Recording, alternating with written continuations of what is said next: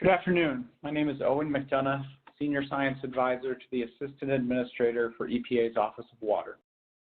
I want to thank you for your time and your interest in today's webcast on the final Navigable Waters Protection Rule, which revises the regulations defining waters of the United States and the scope of federal jurisdiction under the Clean Water Act. On June 22nd, the Navigable Waters Protection Rule will become effective.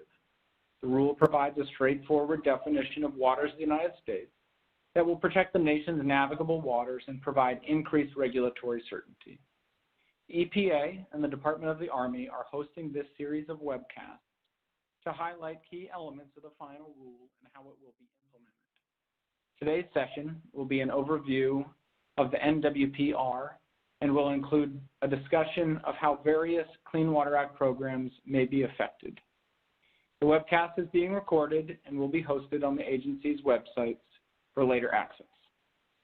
The final Navigable Waters Protection Rule reflects legal precedent set by key Supreme Court cases, as well as robust public comment and outreach, including significant pre-proposal input from over 620,000 comments received on the proposed rule.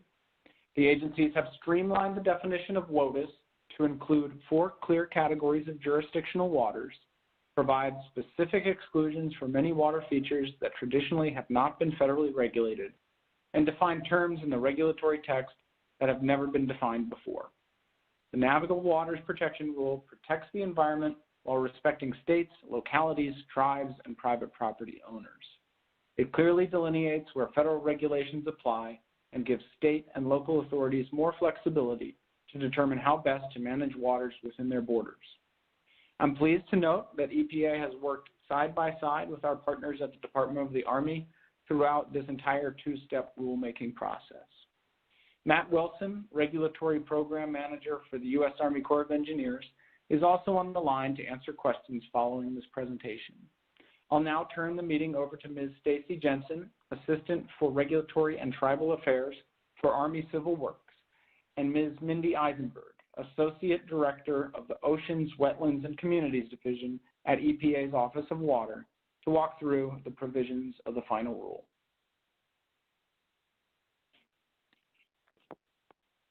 Thank you, Owen. This is Stacey Jensen. For today's presentation, we will provide background on waters of the United States, take a close look at the elements of the final rule, what waters are in and what are out, and some definitions of terms, and highlight some differences compared to the 2019 rule, which is how the agencies implemented the definition of waters of the United States prior to the 2015 WOTUS rule. Highlight the assessment the agencies conducted of potential effects on Clean Water Act programs as a result of the rule, and then provide time for questions through a chat box. While today's webinar is an overview of the entire rule and may sound familiar if you've watched the public webcast, in our upcoming webinars over the next several weeks, we will dive deeper into typical year, tributaries, ditches, flow regime and assessment, adjacent wetlands, lakes, ponds and impoundments, exclusions, and more. Waters of the United States is a threshold term in the Clean Water Act and establishes a scope of federal jurisdiction under the Act. The Clean Water Act regulatory programs address navigable waters, defined in the statute as the waters of the United States, including the territorial seas. The Clean Water Act does not define WOTUS. Congress left further clarification to the agencies. And the EPA and the Department of Army have defined WOTUS by regulation since the 1970s.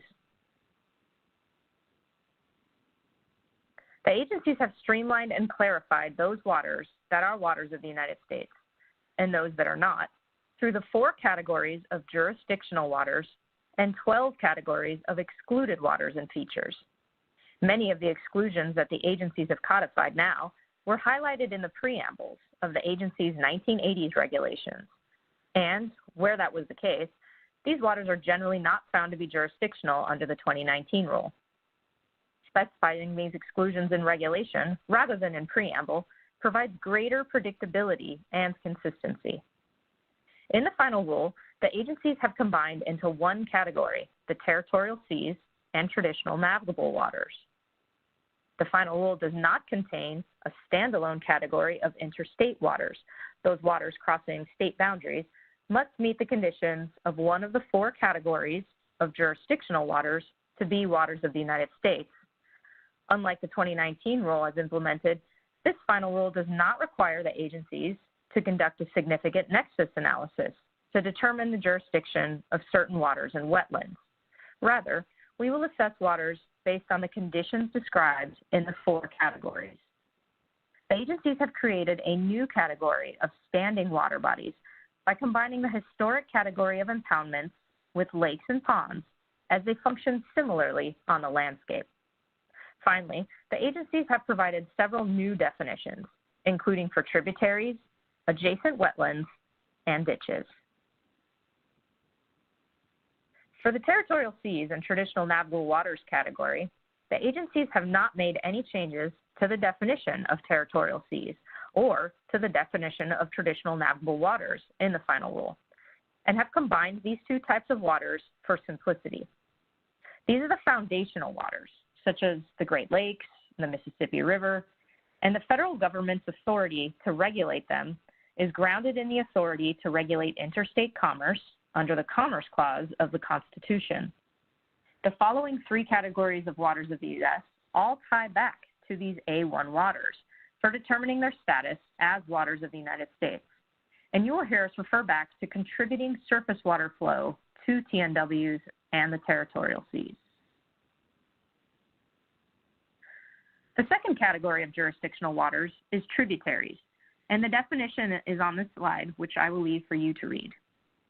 I do want to highlight some key aspects of the tributary definition. In order to be considered a tributary and jurisdictional under the Clean Water Act, rivers and streams must be intermittent or perennial in a typical year. They also must contribute surface water flow to a downstream traditional navigable water or territorial sea in a typical year. They can flow through other categories of jurisdictional waters before reaching the TNW or territorial sea. Perennial and intermittent waters are jurisdictional if they are upstream of a channelized, non-jurisdictional surface water, so long as they contribute surface water flow to a downstream jurisdictional water in a typical year. The use of channelized in this context generally indicates features with a defined path or course, such as a non-jurisdictional ditch or the bed of an ephemeral stream. The flow must be discrete and confined to a channel, as opposed to diffuse. Although these channelized non-jurisdictional features may provide that surface connection between upstream and downstream jurisdictional waters, rather than severing jurisdiction, they aren't jurisdictional themselves. The agencies have identified other situations where an upstream, intermittent, or perennial tributary does not lose its jurisdictional status. This can occur where it flows through artificial features like culverts, tunnels, and dams. It can also occur through natural features like boulder fields, debris piles, or certain subterranean rivers where largely same water daylights and then carries on downstream to a jurisdictional water. The agency's long-standing interpretation of the Clean Water Act is that tributaries that are altered or relocated are jurisdictional, and the agencies are not changing this interpretation so long as it still meets the flow conditions of the definition. Altering or relocating a tributary means changing its shape or modifying its path, for example, by straightening a winding river, adding material to stabilize banks, adding features to reduce how fast the water moves, or moving an entire portion of the tributary to another channel. A relocated tributary is one in which an entire portion of the tributary is moved to a different location, as when a tributary is rerouted around a city center to protect it from flooding, or around a mining complex to enable the extraction of commercially valuable minerals. A ditch that takes only a portion of the tributary flow and channels it through upland would not be called a rerouted tributary. I also mentioned the term typical year in the definition of tributary, and this is an important concept for distinguishing tributaries under the final rule, as well as the other categories of waters of the United States. And we'll come back to that later in the presentation. Finally, The agencies have long used the ordinary high water mark to establish the lateral limits of a tributary, and the Corps' longstanding regulatory definition is retained and codified in EPA's regulations. However, it is not in the definition of tributary, unlike the 2015 rule. As I mentioned before, the final rule does not require a significant nexus analysis to determine jurisdiction, which is different than how we implement the 2019 rule. A significant nexus analysis, as called for absent more specific regulation under Justice Kennedy's opinion in the Rapanos Supreme Court case, requires the agencies to prove that the water or wetland in question has significant physical, chemical, and biological effects on other covered waters more readily understood as navigable. Ephemeral streams are not jurisdictional under the final Navigable Waters Protection Rule, a contrast to the 2019 rule and pre-2015 rule practice, where some ephemeral streams were found jurisdictional following a significant nexus analysis. The final rule contains 16 definitions of key terms used. Several of these are particularly relevant to understanding the definition of tributary. To provide clarity, the agencies have defined perennial to mean surface water flowing continuously year-round, intermittent to mean surface water flowing continuously during certain times of the year, and more than in direct response to precipitation, such as when seasonally when the groundwater table is elevated or when snowpack melts. And ephemeral to mean surface water flowing or pooling only in direct response to precipitation, such as through rain or snowfall.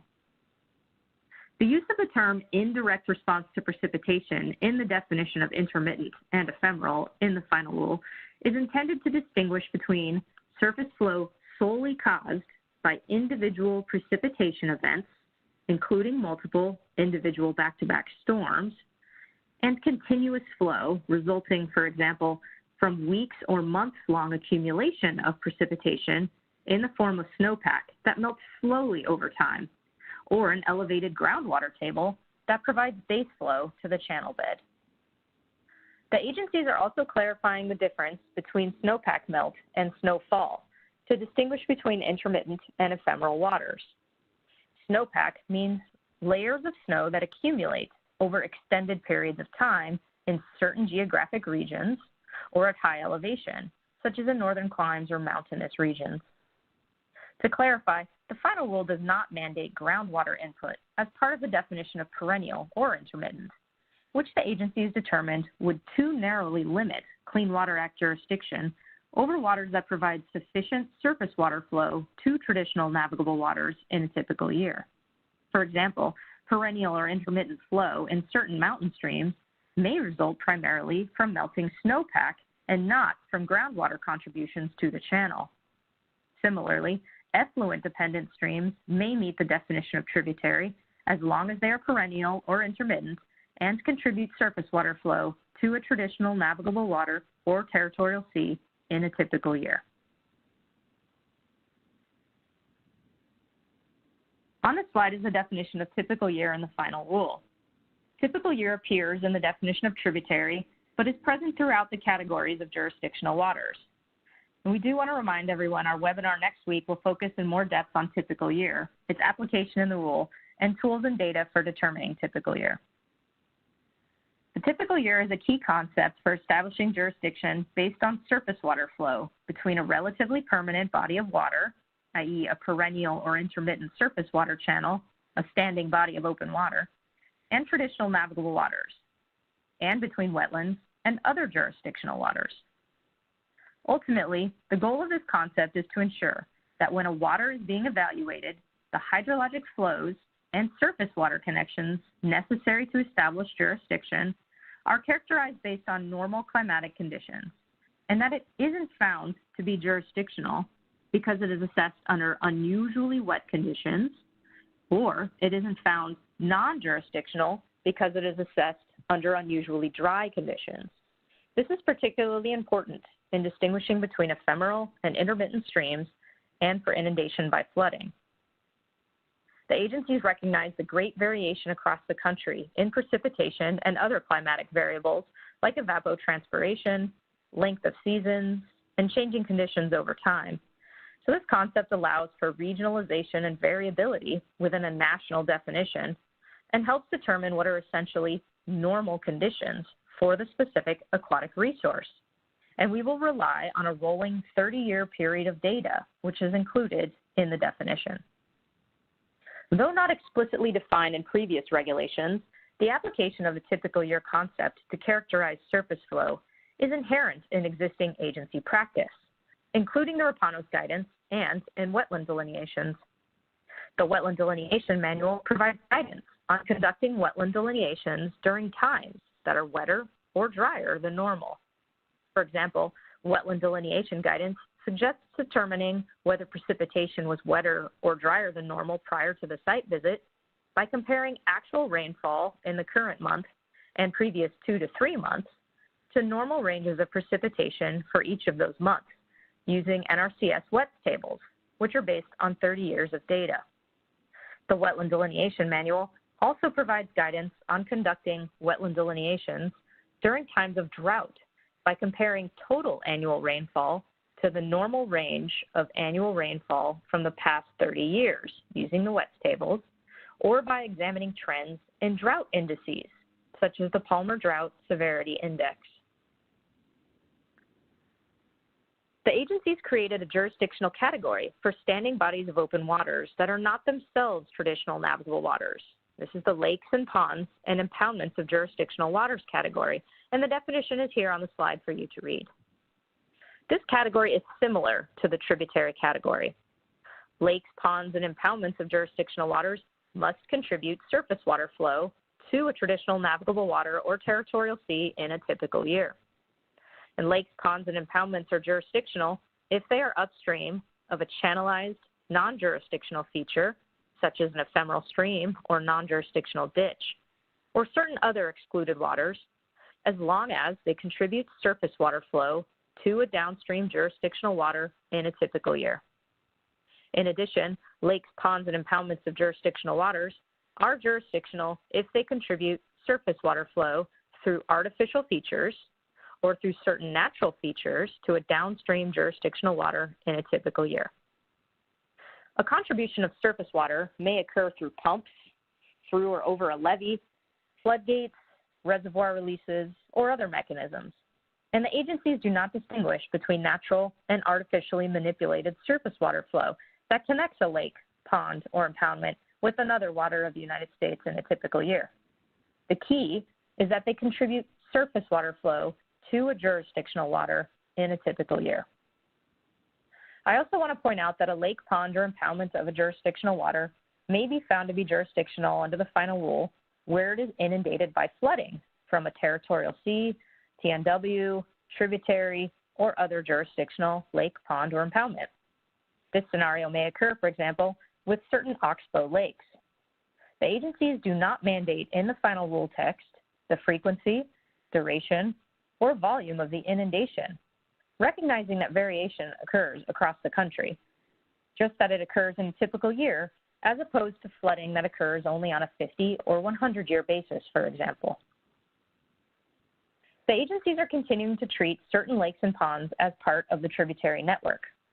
However, we are providing greater clarity about the types of surface water connections that can establish jurisdiction, whether it is by flooding from inundation from a jurisdictional water or artificial connections to jurisdictional waters like pumping or reservoir releases that contribute surface water flow to a downstream TNW in a typical year. With the exception of impoundments that are TNWs themselves, while both the final rule and the 2019 rule require jurisdictional impoundments to first be impounding other jurisdictional waters, such as damming a perennial river, the final rule also requires that for an impoundment to be jurisdictional, it has to contribute surface water flow to a TNW or territorial sea in a typical year. Where an impoundment does not have such a surface connection in a typical year, it won't be jurisdictional unless it is inundated by flooding of a jurisdictional water. It is important to note that the agencies have not modified their long-standing definition of wetlands. So before determining if a wetland meets one of the conditions of adjacency under the final rule, it must first meets the regulatory definition of wetland. In other words, it has the appropriate hydrology, vegetation, and soils. The agencies have changed their tests for determining whether a wetland is adjacent compared to the 2019 rule. As noted earlier, the final rule does not require a significant nexus analysis to determine adjacency of a wetland. The agencies also will no longer use the previous interpretation of adjacent to mean neighboring, bordering, or contiguous, but rather a wetland must meet one of the 4 conditions in the final rule's definition and not be excluded under paragraph B of the final rule. These 4 conditions are on the slide and will be discussed in greater detail during our upcoming webinar on adjacent wetlands, lakes, ponds, and impoundments. Another key difference from the 2019 rule is that wetlands physically separated from a jurisdictional water by an artificial feature, where there is no direct hydrologic surface connection in a typical year, are not adjacent wetlands. Under the 2019 rule, wetlands may be found adjacent based on a subsurface connection. Finally, the rule provides that an adjacent wetland is jurisdictional in its entirety when a road or similar artificial structure divides the wetland, as long as the structure allows for a direct hydrologic surface connection through or over that structure in a typical year. A direct hydrologic surface connection can be provided through a culvert or similar feature. The agencies have not modified their longstanding definition of wetlands, as I mentioned. And the agencies will continue to use existing resources, methods, and practices to verify the presence of wetlands and to delineate wetland boundaries. For example, the agencies will continue to use the Corps' 1987 Wetland Delineation Manual, as well as any other applicable resources for verifying the presence of a wetland and to delineate the wetland boundaries. The delineated boundary of a wetland remains constant, even though certain wetland indicators may not be present year-round due to normal seasonal or annual variability. This approach acknowledges seasonal variation in visible wetland factors, as well as the variation in hydrology and climatic conditions across the country. For example, seasonal wetlands with vegetation shifts may display hydrophytic vegetation abutting another water of the United States throughout the year, except during the dry season. Wetland hydrology indicators that require direct observation of surface water or saturated soils are often present only during the normal wet portion of the growing season and may be absent during the dry season. The wetland hydrology factor is often much more variable on short timescales than the hydrophytic vegetation and hydric soil factors, especially in seasonal wetlands like some bottomland hardwood forests, which can lack flooding or saturation. A complex of wetlands with a continuous physical surface connection is delineated as one wetland. If any portion of a wetland, including these physically interconnected wetlands, is adjacent to a paragraph A1 through 3 water, the entire wetland is adjacent. An adjacent wetland that changes classification within the overall wetland delineated boundary due to landscape position, hydrologic inundation, or other factors, such as changing from salt marsh to brackish to freshwater wetland, is jurisdictional as one adjacent wetland. After considering public comments, the agencies defined the term ditch, but did not finalize a separate category for jurisdictional ditches. Rather, ditches are jurisdictional where they are TNWs, including those subject to the ebb and flow of tide, and these are A1 waters, either constructed in or relocate a tributary, or are constructed in an adjacent wetland and satisfy the flow conditions of the tributary definition, these are A2 waters, or are constructed in an adjacent wetland and develop wetland characteristics, and those are A4 waters. For ditches constructed in an adjacent wetland, the agencies note that if a ditch then continues on through upland to flow into a jurisdictional water, that downstream portion will still be jurisdictional, even if it was constructed in upland, so long as it has either intermittent or perennial surface water flow in a typical year. The key point is that the wetland has to already meet the definition of adjacent wetland. The ditch cannot bring that wetland into jurisdiction. All other ditches are excluded, and this is also articulated in paragraph B of the final rule. Overall, we expect fewer ditches will be jurisdictional compared to the 2019 rule. And as always, the burden of proof is on the agencies to determine if a ditch meets the conditions of the final rule to be jurisdictional. And now I'll turn the presentation over to Ms. Mindy Eisenberg of EPA.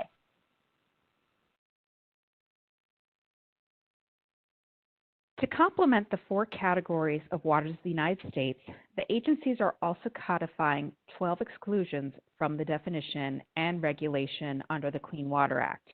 Many of these waters and features are long-standing exclusions from the definition and should be familiar.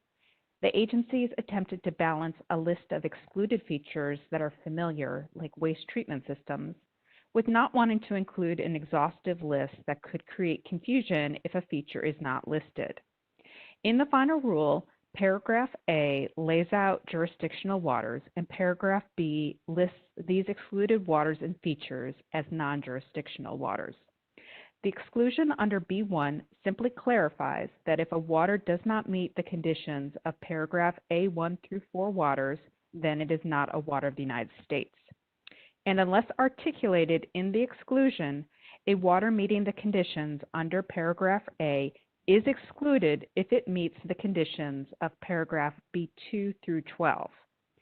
We do recognize that there will be instances where a water could be captured by B1 and another exclusion. We'll discuss this more in an upcoming webinar on exclusions.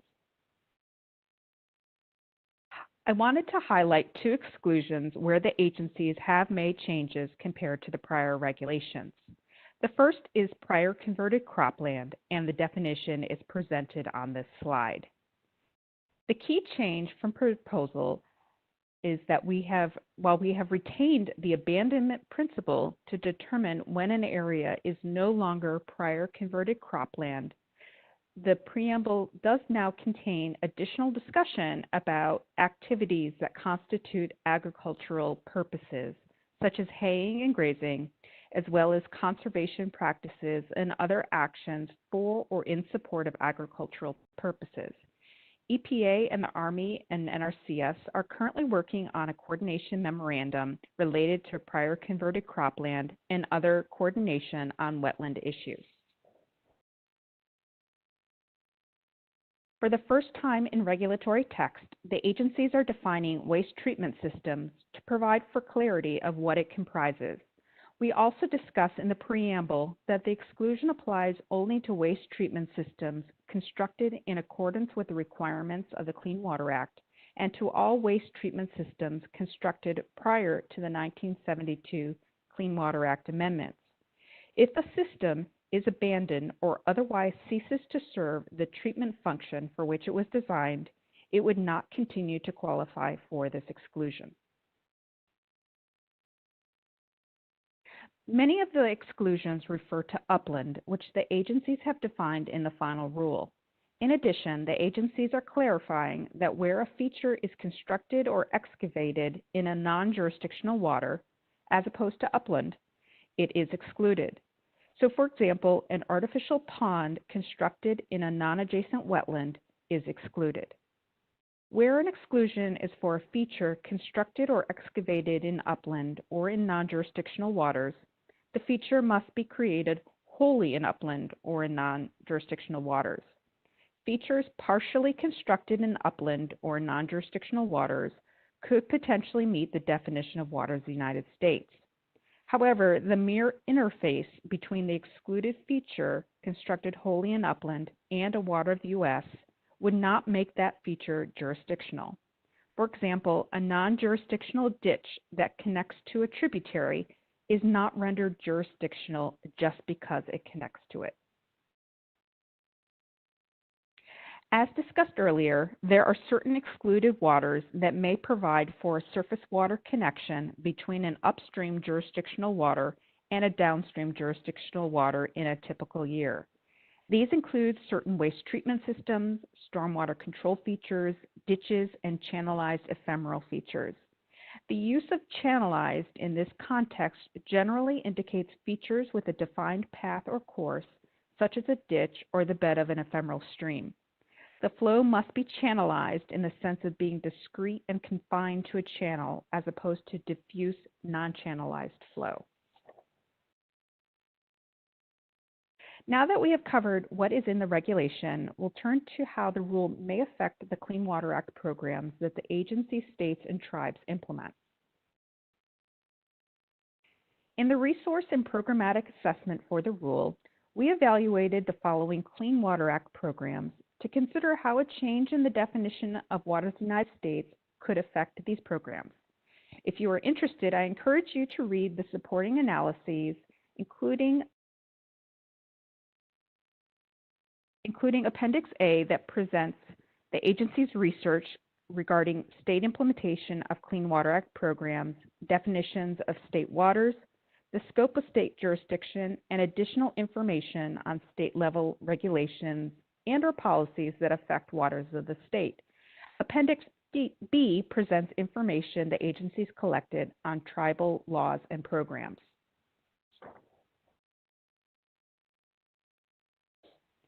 As you know, water quality standards are the foundation for a wide range of programs under the Clean Water Act and serve multiple purposes, including providing the regulatory basis for establishing water quality-based effluent limits and targets for Clean Water Act restoration activities such as total maximum daily loads. The Clean Water Act requires states and authorized tribes to establish water quality standards for waters of the United States. Section 303C of the Act requires that states and authorized tribes hold a public hearing to review their standards at least once every 3 years. This is the triennial review, and that the EPA review and approve or disapprove any new or revised state and authorized tribal standards for waters of the United States. All states and 46 tribes currently have approved federal water quality standards under the Clean Water Act, Section 303C. While states and tribes have the option of adopting site-specific criteria, water quality standards are typically written broadly to apply to certain types of waters. And the agencies anticipate that water quality standards are comprehensive and flexible enough to cover a broad or narrow interpretation of the definition of waters of the United States, and that no further investment or disinvestment of water quality standards development and adoption will be necessary with changes in interpretation of the definition. States and tribes may choose to expand their coverage of water quality standards beyond waters of the United States to include other waters as waters of the state or waters of the tribe, but they would not be in effect for Clean Water Act purposes.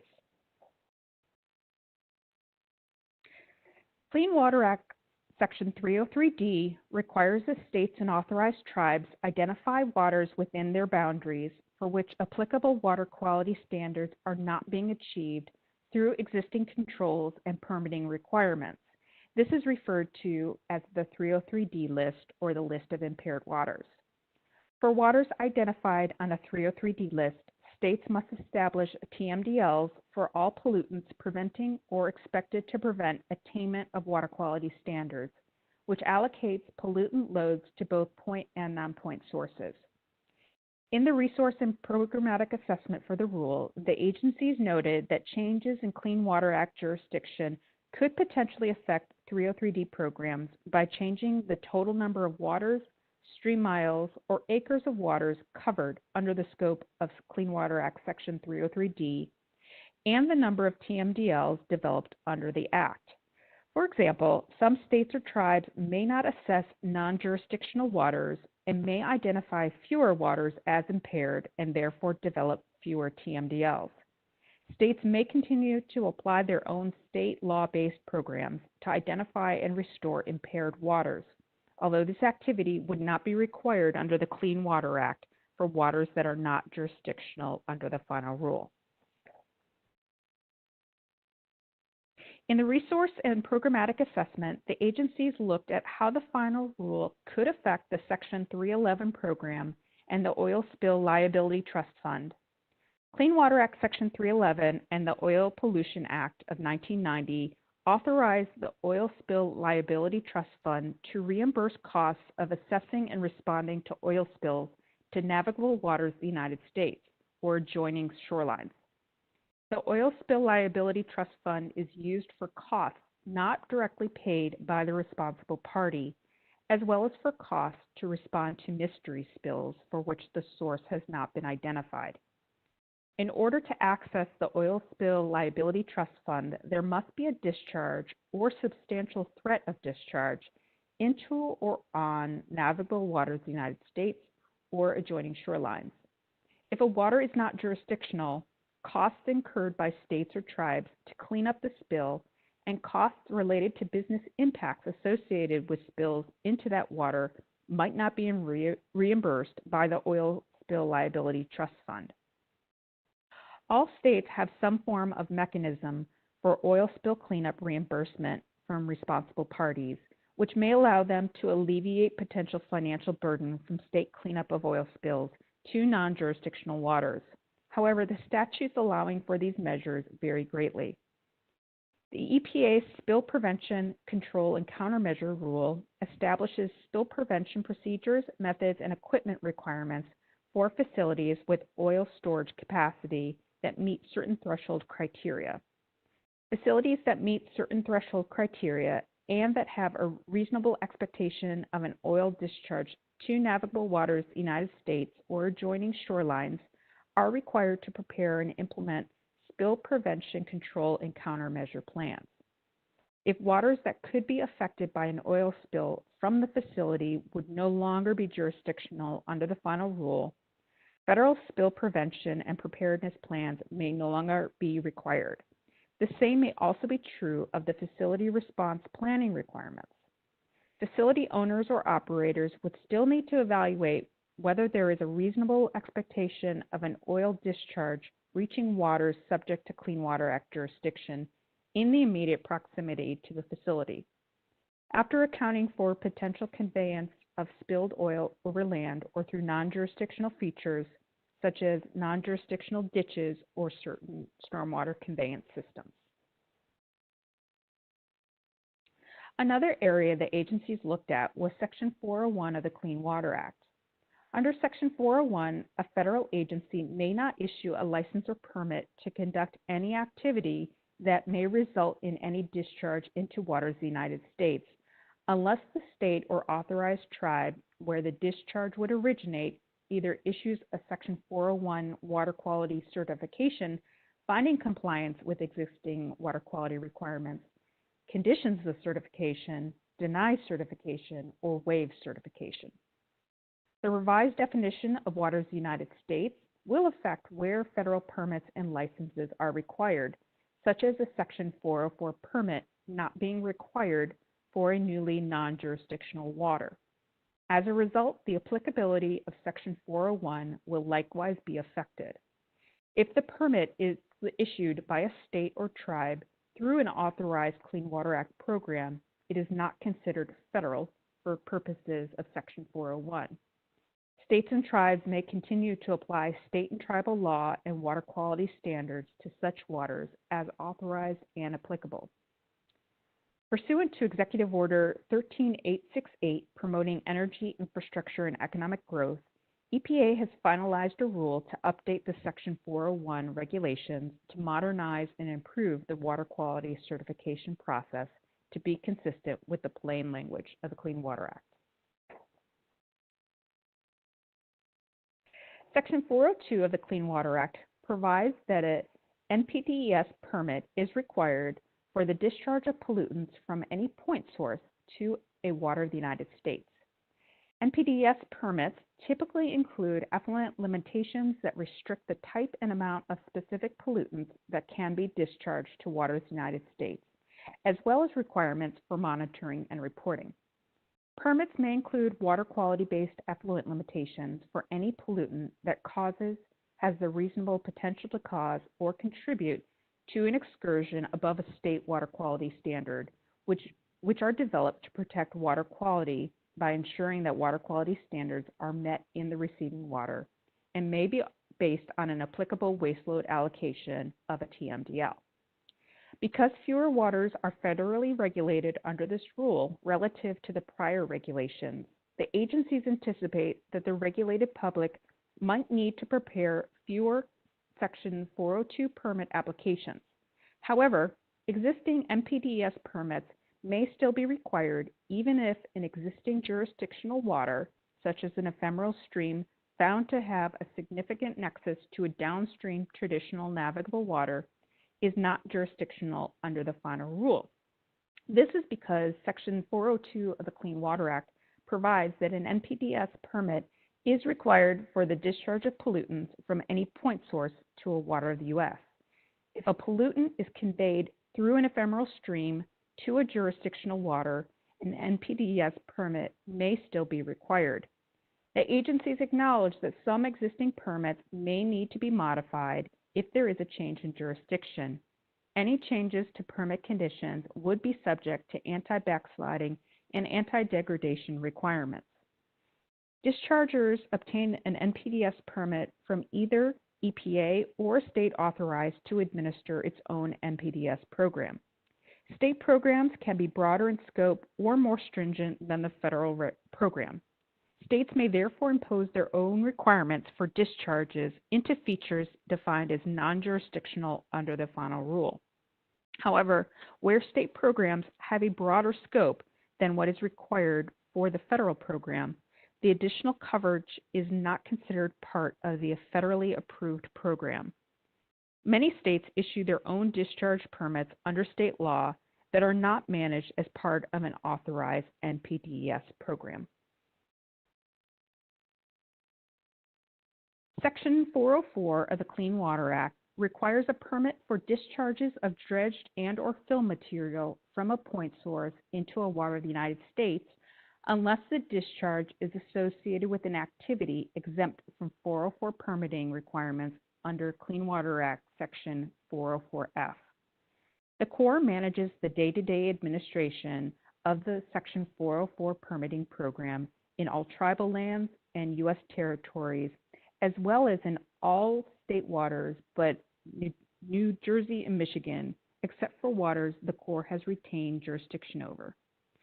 Where Clean Water Act jurisdiction does not apply or would no longer apply for certain waters or features under the revised definition, there would be no Section 404 permit required for dredged or fill activities in those waters.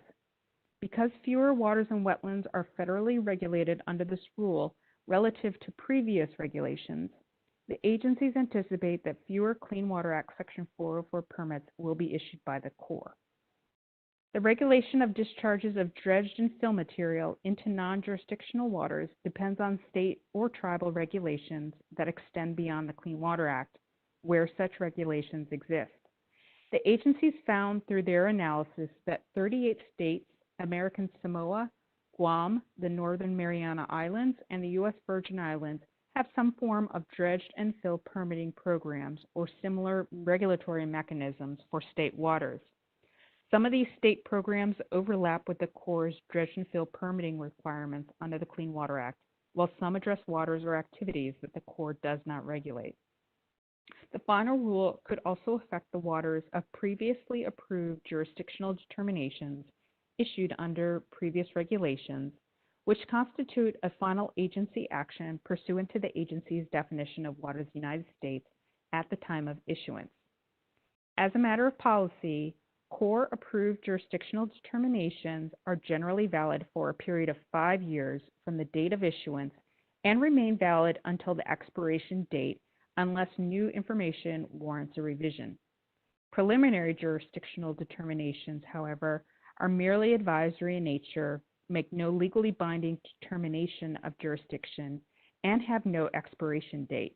A recipient of either determination may request a new preliminary jurisdictional determination or an approved jurisdictional determination be issued pursuant to the final rule. Finally, while states that have expressed interest in assuming the 404 program may want to consider and evaluate how the new rule affects which waters can be assumed, the agencies do not anticipate that the final rule will significantly affect the scope of waters over which the Corps retains permitting authority under an assumed Clean Water Act Section 404 dredged or fill material permit program. We have heard some questions from state environmental agencies about potential effects on Clean Water Act funding programs, and we wanted to clarify that the agencies do not see them being significantly affected by a change of jurisdiction under the new rule, including Section 106 funds. The Clean Water Act authorizes funding for states, interstate agencies, and tribes to assist them in administering programs for the prevention, reduction, and elimination of pollution. Section 106 grants assist states, interstate compact commissions, and eligible tribes in administering programs for the prevention, reduction, and elimination of pollution, including enforcement. Of key interest to states and tribes is the first step in the allocation process is to provide each state or tribe with a funding floor that is equal to their previous year's allocation. If Congress appropriates the same amount as the previous year, all states receive at least the previous year's allocation. If there is a decrease in funding, the formula reduces all states from their last year's allocation by the same percentage. If there is an increase in funding, all of the grants are increased to account for inflation, and only then the variable portion of the formula may come into play. The variable portion of the formula uses publicly available data related to municipal discharges from the Clean Watersheds Needs Survey, the update of which is several years out, and impaired waters that is national in scope. If states alter their impaired waters lists in accordance with the Navigable Waters Protection Rule, the funding formula may change. The data in the variable formula is updated every 5 years, with the next update scheduled for 2021. Wetland Program Development grants are intended to assist state, tribal, local government agencies, and interstate or intertribal entities in building programs to protect, manage, and restore wetlands and other aquatic resources, regardless of their jurisdictional status. The Multipurpose Grant Program for states and tribes provides funds to be used for high-priority activities that complement programs under established environmental statutes. For states and territories, the funding is available to agencies that implement the categorical grant programs. For tribes, funding is available to tribes that have TAFs. These grants will advance priorities to deliver environmental and public health results across the nation. Examples of other funding availabilities, especially for non-regulatory programs, include Section 319, Brownfields, the State Revolving Fund, and Drinking Water State Revolving Fund, and others. As noted earlier, the agencies have developed an antecedent precipitation tool that may be used to inform determinations of whether surface flows or surface water connections occur in a typical year. We are looking to post a downloadable beta version on EPA's website around the effective date and then work to enhance it. We will also discuss the tool in next week's webinar. Regionally specific stream duration assessment methods, or SDAMs, will be released over time as they are developed. As the agencies work to develop these methods, the agencies will ensure that input from stakeholders and the scientific community is considered, as is consistent with agency policies, and will seek scientific peer review and provide opportunities for the public to comment on the use of these methods before regional methods are finalized. EPA has established a new SDAM website where we will continue to provide updates on this important effort.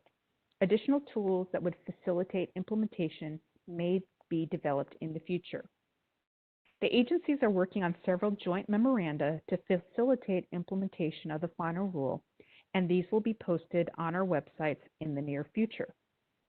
Following the effective date, the agencies will consider other guidance, frequently asked questions, or if we should update existing guidance, and if and as necessary, to facilitate implementation of the revised test for jurisdiction established by the final rule, both initially and as the agencies gain field experience to address implementation questions that may arise.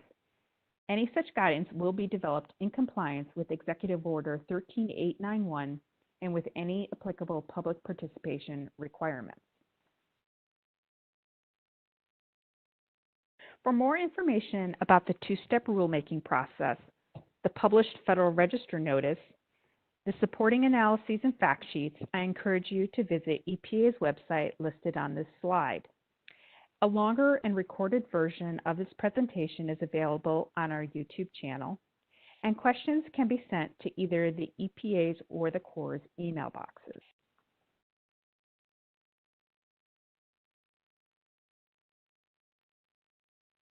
This concludes our presentation. Thanks to all for joining us, and we appreciate your engagement. This rule provides regulatory certainty and national consistency after decades of litigation and confusion on the definition of water in the U.S. The Navigable Waters Protection Rule will make it easier to understand the scope of federal jurisdiction under the Clean Water Act, ensuring that property owners nationwide can move forward with land use decisions in an informed manner. The agencies will continue their hard work to ensure a smooth transition to the new regulation. Next week, from 2 to 4 on Tuesday, June 15th, we will focus on the definition and application of typical year when determining the jurisdictional status of waters under the Navigable Waters Protection Rule. Once again, thank you for your participation today. We will now conclude today's webcast.